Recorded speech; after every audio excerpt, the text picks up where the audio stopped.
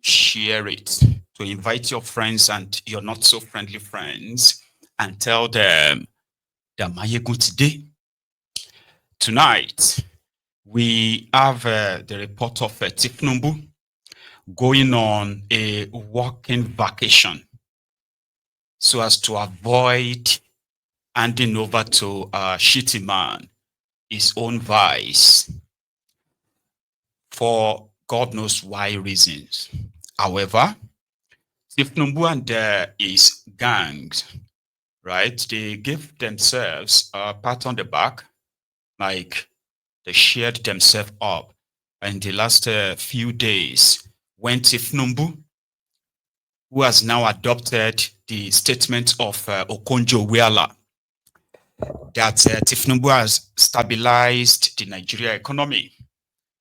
And because he's done that, what is now left is just on how to now, give palliatives to the poor people they have now added to the poverty bracket, the poverty basket. So Tifnumbu told his guests 2 days ago that, of course, he stabilized the country and everything is fine. Enough that the storm is over, and then the reward for his reforms are due for your own enjoyment, sort of, right? Then after that, he jetted out today. We are grown-up men. I've always, this symbol, the symbol of bye-bye to Koolu, where people governors have to travel from their own states, because most of them actually lives in Abuja anyway, and only visit their states whenever they want to probably go and do any jamboree, right? So Koolu met with, prior to that, there was this internal wrangling going on. Remember, for months now, the political class from northern Nigeria, they have been very, very vitriolic when it comes to Tifnumbu, because according to them, he disappointed them, he used them and dumped them. Even though on the side of Tifnumbu, from the Tifnumbu's camp, those kind of people are now being, written off. They are called the internally displaced, politicians. In between these goes behind the scene, Koolu has been making a lot of inroad push to convince the North that he is not their enemy, sort of. So the last 2-3 days, the media has been so agog with the verified report of Tifnumbu's lopsided distribution of his project, something that the northern Nigeria takes seriously. But within his own party, because most of the critics are actually coming from within their own APC, those who visited him 2-3 days ago, he told them that not everybody will get an appointment. However, he's going to send development closer to them. Then they put out a chart after a media report that Tifnumbu had been pumping project into Lagos for obvious reason, right? So than other places. So they did a chart, and the chart shown that indeed it looks like the Southwest, are those who are benefiting from Tifnumbu's project. But he debunked that. Well, his guys debunked that. They now released their own chart to show how they distributed the projects and which projects were. But as usual, it didn't take time. Rather than for this to calm the nerves of especially these northerners, it rather aggravated it. They became more enraged because to them, it was like they are taking them for fools. Like, number one, most of the roads they calculated, they are either nearly completed projects by Bokuwari, or they just don't exist at all. Where the roads exist, Tifnumbu and his gang, they've added extra kilometers to it. And also, inflated what the cost of the project would be because they are not real. In this sense, right? They send people to the media to probably go change the narrative, go tell people that that's not true. Daniel Bulaba was one of them. But in all of this, media tried to change the narrative, push the propaganda, double down. Behind the scene, they are taking it even more serious. I mean, those who are supposed to be the West governors, they took their turn to see Tifnumbu yesterday before they packed his bag for his medical trip, right? And they categorically told him that from their own findings, even though they had to sing him, you know what I mean? Now, from their own findings, where they have ongoing projects in their region, these projects are not ongoing anywhere, mostly abandoned, not funded, because it's complained that Tifnumbu and his media may be pushing their lies as they are, but behind the scene, everywhere is about to shut down. But we'll get to that part soon. So in their meeting with Koolu, right? Koolu, I want to start with from the boring part. That's why we're going to start with that. And then Koolu's trip to Paris and UK. Then from there to Zamfara, maybe just to Borno as well, and all rounder like that. Okay, so let's start with the boring part. So when Koolu finally spoke, what did he tell them? Just the same repeated lies that he himself seems to be believing. And that's something about people who make APC. You see, they will throw lies to you. They know that all of you are going to debunk it. It's a lie. It's a lie. By the time you are tired after 2-3 days, a week later, they will repackage, they will throw it at you again. And you scream like, it's a lie, Joe. Then from within, there's a little bit of doubt. From those who are saying, it's all lie, now scam. You see people that will be saying, man, it seems like it is true. Maybe we should just give it a chance to see maybe it is true. And not everything should be a lie. Not everything should be condemned. Then to end up as a lie. And those ones will be disappointed. Then they will package it again. And they have this chain of sharing their misinformation, right? They will pick up those who are holding key positions, send them to TV stations to start talking jargons, throwing figures, fictitious figures, right? Figures they pull from their bomb, throw them into the public. You can go on and say, it's a lie, and so another one will repeat it. That one will repeat it. They will repeat it everywhere. Then just like that, everybody just stop saying it's a lie. Just ignore them. That is the modus operandi of APC, right? So what did Koolu tell them? For those who went to see him and discuss the issue of the increasing insecurity. There's something about these mofos, right? Whenever the camera is on and they are with Tifnumbu, mind you, they are coming to see him simply because things are not going well. There are people who are poorer, insecurity problem, lack of development and the rest. So that's why they are coming. But guess what? The moment they get there, they will start praising him. Mr. President, we are very, very grateful for your work. Our people are very, very happy. Very, very happy for you that all the ongoing projects, Sokoto to Badagry, Borno to Jalingo, Taraba to, you get that they will start praising him. Especially our armed forces, they have done so well that the insecurity in our region is as, But Mr. President, we just want to beg you to please do more because our people are still displaced. The terrorists are still in the same breath, the same breath. Where what brought them was because there's a problem. But no, they will praise him. And of course, Koolu, right, is there to at least milk it. As demented as he is. Let's start with this. Koolu.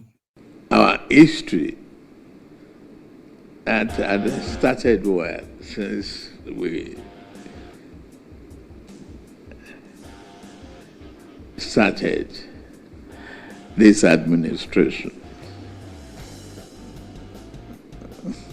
we started very well with challenges, clear challenges. But we didn't see it as insurmountable challenges.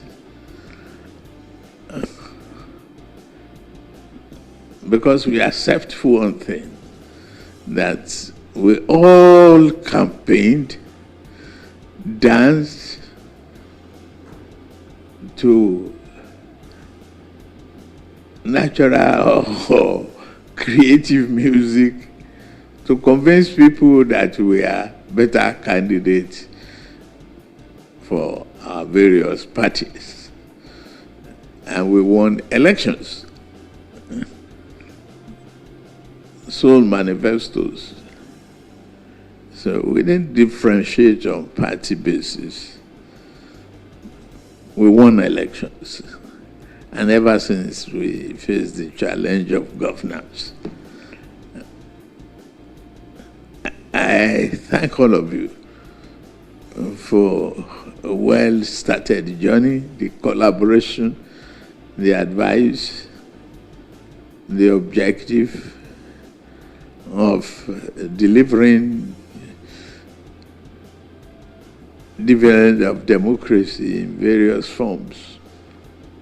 I noted the challenges of Ebonu, Yobe, Bauchi, the challenges of other states.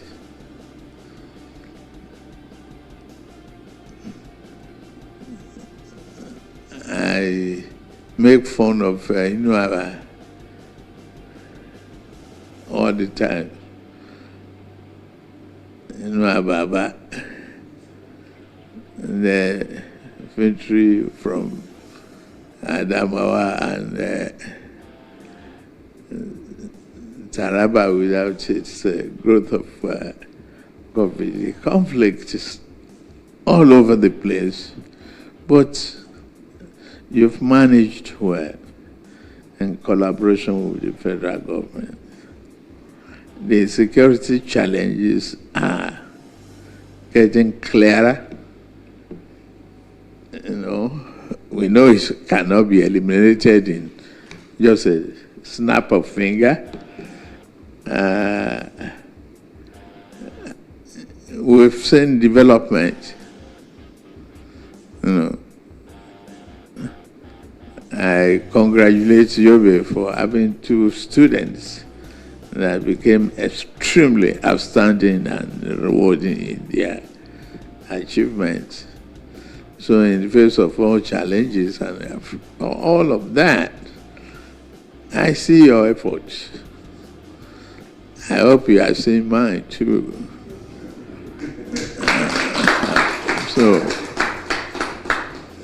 And in the short run of 2 years, we can beat our chest. The economy has turned around. Many of you are already settling back the displaced citizens, the housing program you were back upon in Bonu, and collectively seeing how displaced the people are returning back to their normal residences and having a roof on their head. The conflict is going down, progress has been made, and we should continue to collaborate. I've been looking at the security situation more carefully. I've seen civilian JTF, or what you call it, to react to the security challenges, find so many creative way you people would be. Man, are you ever going to really see a real leader in that country? Like a real president. Because that's your president. Koolu. Incoherent, no direction, no real purpose, nothing to actually be inspiring. You know? Those guys went there because of the increasing insecurity from Katsina to Borno to Yobe to Kaduna to Jigawa to Nasarawa to Zamfara, even to NAIJA. These are places that even the, call North and including Sokoto, Katsina, Boko Haram's hometown, also the home state, was attacked and 55 people slaughtered. 55. Right? But yeah, it's so relaxed. I saw your housing. I'll say for the insecurity. It cannot be fixed by the flip of finger. So I even saw, what do you call them? Civilian JT. We have to work together. That kind of talk. I told you we are starting with the boring one first, before they all gathered to say goodbye to Koolu, who Onofunuga described as the president working from abroad. He's going on for vacation. That is, he's taking a break. Yearly break, they called it. However, it is also called work or working vacation. So that you will begin to see some of them taking pictures with him. The same guys you saw in that room. You're still going to see them. So they are going to be in France and they are going to be in the UK. And they are all going to go see him, take pictures and say, we just came to check you on your working vacation. They are making so much of full of the over 200 million supposed people, right? They call you finished. So many creative way you people have been going to protect the neighborhood and communities around you. And that has provoked my thinking about, state police. Again, politics apart. We can discuss with the National Assembly leadership to really, look at critical path to that again and see how we can eliminate those political alliances out of a state police that will be indigenous to the community and provide the additional safety buffer and effectiveness in the area. We have to look at it collectively together. We are doing our best on the infrastructure. We are doing our best in education. We are doing a very, very good job in the health sector of, our country. I believe you can collectively put together additional resources the way we have committed the last 2 years of budget to health improvement, sector improvement for the citizens. We will be able to, reverse the decay of several years. In the political environment, we have been drawn into alley, political activities from our rival political party.